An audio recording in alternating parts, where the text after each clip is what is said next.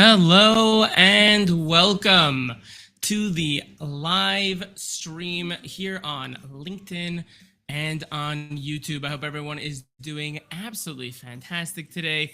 We are on the Selling for Creatives live stream. This is where we're going to talk about how to sell in a way that actually feels good and that works. So, everyone who is joining for the first time, quick heads up, this is interactive. I'll be doing a Q&A at the end, and we might even have time for a hot seat. We try to get to those every single week if possible, and I'll want that you stick around till the end for a special offer that we're going to have. If you want to come up, if you have any questions, if you want to be coached live, or you have specifics, drop them in the chat anytime. You can let me know where you're coming in from. You can let me know, have you ever tried something unusual to get a client's attention? That's what we're going to be talking about today. Interrupt marketing in a way that is human, something that wasn't just another email. What did you do that was different? To start off today, we are going to tell a story, as we always do here. So a colleague of mine once sent a cutting board to a potential client. Engraved on the front of the cutting board was the client's name. They put together a Post-it card together with it. A postcard on the front had a bunch of buzzwords in the industry, and on the back it basically said, "Hey John, I'm hoping we can use this to carve out some time for us to talk. Looking forward to revealing my identity at the right time." I didn't even sign the card. And there was no pitch, no offer, just a handwritten note. And it worked. A couple touches later, he was able to get a meeting with this individual. No previous connection, no any other type of really getting in front of this guy. And the question that we need to ask ourselves is, why? Why did this work? Why did this create such a moment for the person who was the potential client? What did this guy really do if we break it down? That ultimately ended the day. It had to do with the intention. It had to do with the fact that it wasn't flashy. It was personal, thoughtful, human, and that's really what today is all about. Pattern interrupts that actually work, not because they're clever, but because they're different. So for you who don't know, my name is Jakob Steinberg. I am a sales coach for creatives, helping agency owners and solopreneurs to be able to land high-value clients without feeling like a salesperson. And when I first started this, a little over 5.5 years ago now, I saw that creative agencies, solopreneurs, are amazing at their craft, but they run into two common struggles. Feast or famine sales, so they're getting clients, it's inconsistent. 1 month they're booked solid. The next, they are scrambling for leads, and selling feels awkward. They don't want to sound pushy. Being nice isn't exactly helping them either. And they might be great at what they do, but not having that clear sales process is definitely holding them back. So they're stuck working project to project, relying on word of mouth, and absolutely hoping for the best. And the shift that we're creating with them is not just in learning how to sell, but how to position themselves so clients are coming to them. That's mastering sales without feeling salesy, through clarifying their offer and their sales process, through building real confidence in how they sell. And ultimately, I mean, thank God I've been able to coach some incredible creatives and entrepreneurs. Some of them are very well known on LinkedIn, where we are live, including Chaya Fishman, Hoodie Greenberger, and Ellie Bosch, just to name a few.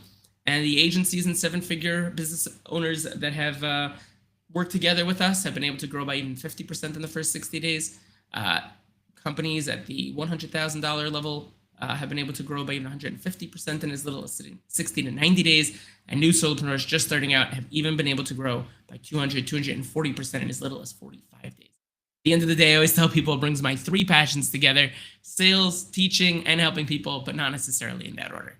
So with that out of the way, let's get into it. Let's go into what pattern interrupt marketing really means, right? So let's be honest for a second here, as we always should be.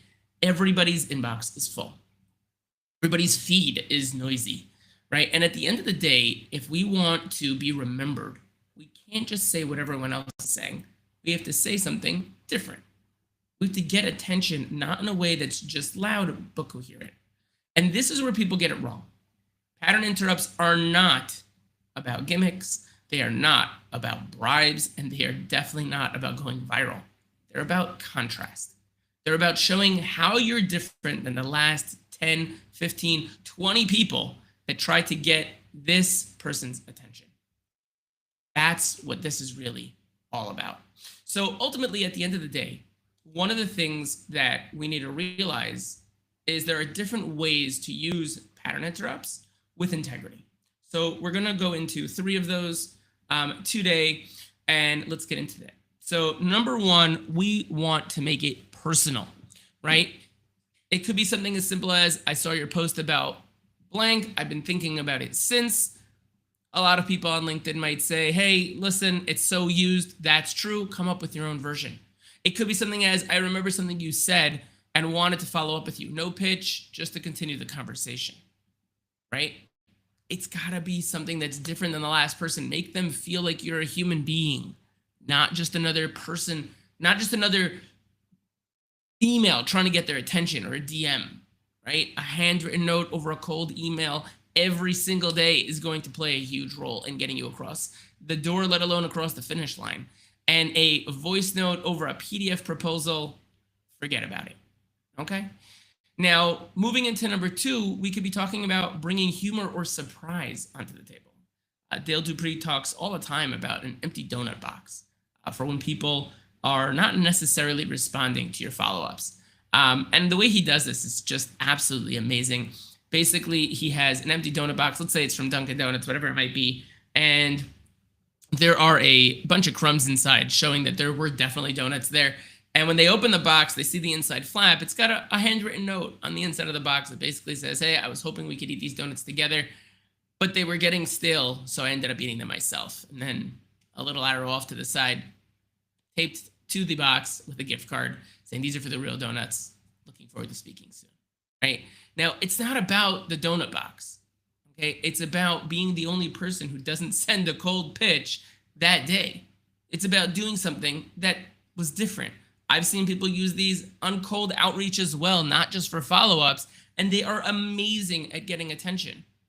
Just like a crumpled letter will get someone's attention a lot faster than an email or a phone call. And there is a tremendous amount of space for great cold calling. But at the end of the day, if you're able to do what we call an FTP, a first touch point, that is going to introduce you to them in a way that is curious long before they ever speak to you, hear about you, or anything else, that is going to be a curious moment driving an intention that, hey, I might be that light at the end of the tunnel you're waiting for, but I'm not here to pitch you. I'm here to understand, get clarity, and see what's going on. The third thing we got to keep in mind over here is lower the pressure. So many people, the energy in their inbox is, I'm just following up. I wanted to check in. It's a pressure cooker. That's what's going on in there. And we need to bring down the pressure. And the way we do that is by interrupting the pattern. When we interrupt the pattern, we remove the pressure. It could be something as simple as, I'm not sure what changed, but I'm still here if it makes sense to talk. No pressure either way. It could be something, like I said earlier, no pitch, just clarity. The pattern interrupts don't need to be loud. They need to feel like you. They need to feel human. And they need to have contrast, curiosity, and connection. We could call that the 3 C's of interrupt marketing, let's say. Contrast, curiosity, and connection. That's really what it's all about at the end of the day. People want to be serviced by a human being. They don't want to be serviced by somebody that they have no clue who you are if you're just pushing yourself onto them. They are going to be curious if you create an experience for them. And when you do that, they're willing to open themselves up. I want to open up Q&A. Please put into the chat while I share a real life example. You could put questions such as, what's the message you sent recently that didn't land? We could try to rewrite it here. If you want help writing even a voice note that we could talk about, a follow-up message, a pattern interrupt, or even we could be talking about coaching a rewrite live. Now is the time. Put it in the chat. Let's do this together. I'm happy to invite someone up onto quote unquote the stage, and we could do some real coaching right here in real time. No pressure whatsoever, people. Okay, let's go into that real life example I said earlier. So one of my own follow-ups, right? And I talk about this all the time, but there was someone that I was talking to that had ghosted me. Okay, we had a great call, and it definitely seemed like they were interested in what it was that we had spoken about, and they kind of disappeared, right? And most people would send a checking in message or just following up. I didn't want to be like everybody else, so I sent a GIF. And the GIF, and again, I want to preface that I only send this kind of thing to people that I know it'll land for the most part, for this specific GIF.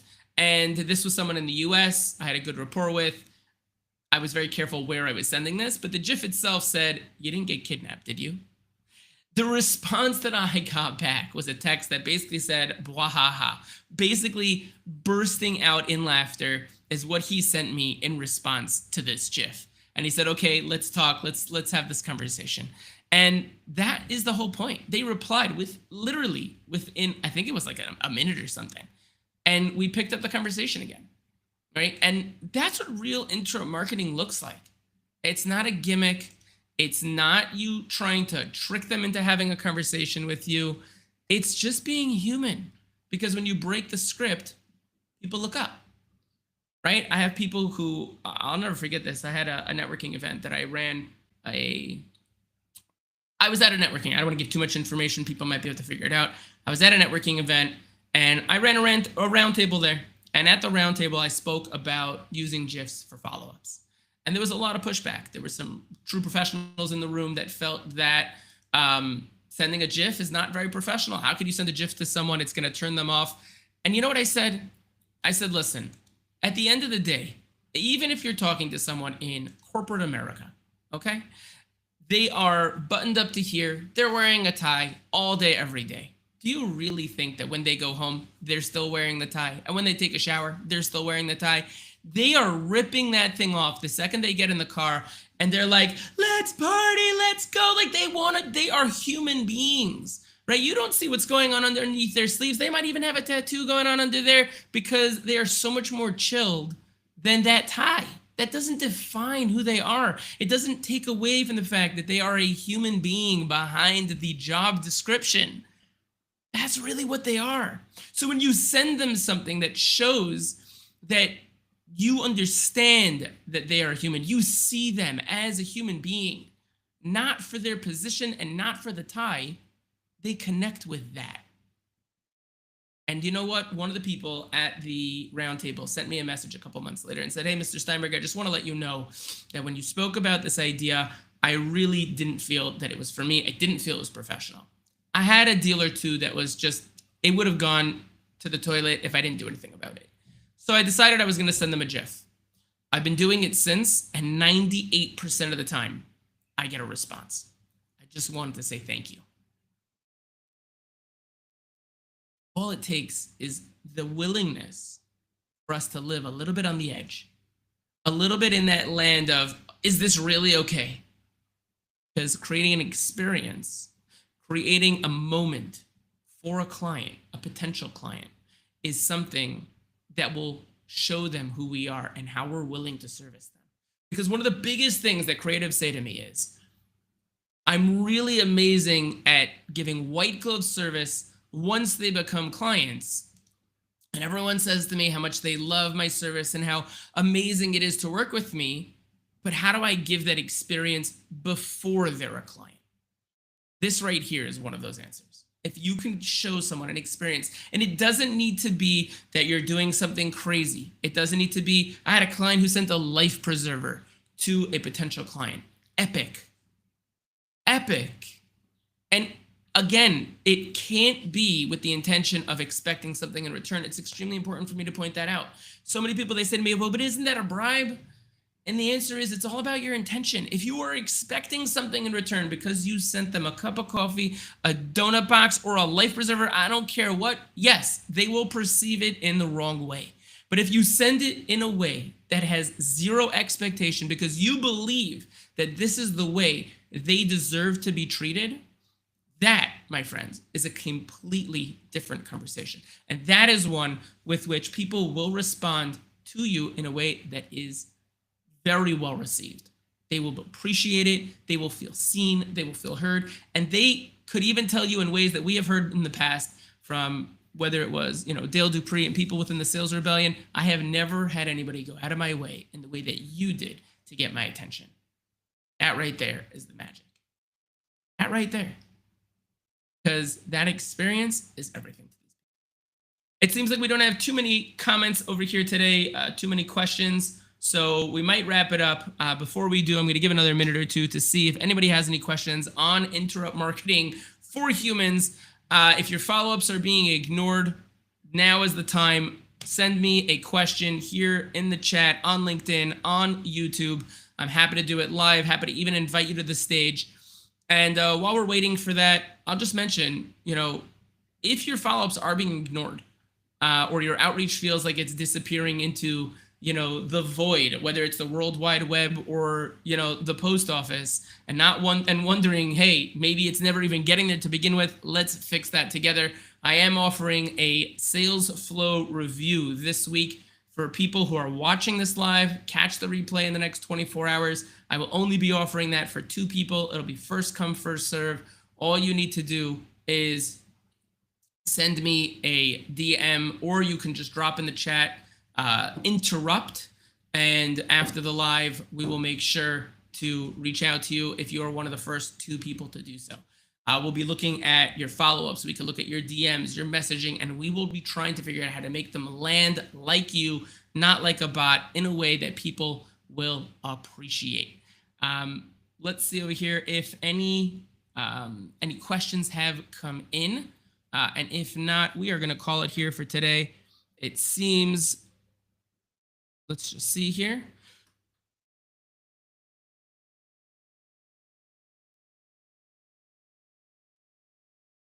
Seems like we got some great comments on the post for the live.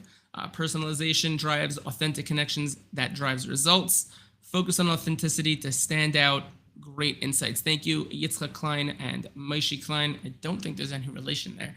But thank you everyone who is watching this after the live, who is here with us today, whether you're on LinkedIn, whether you're on YouTube. I greatly appreciate you, and I wish you a fantastic rest of your day.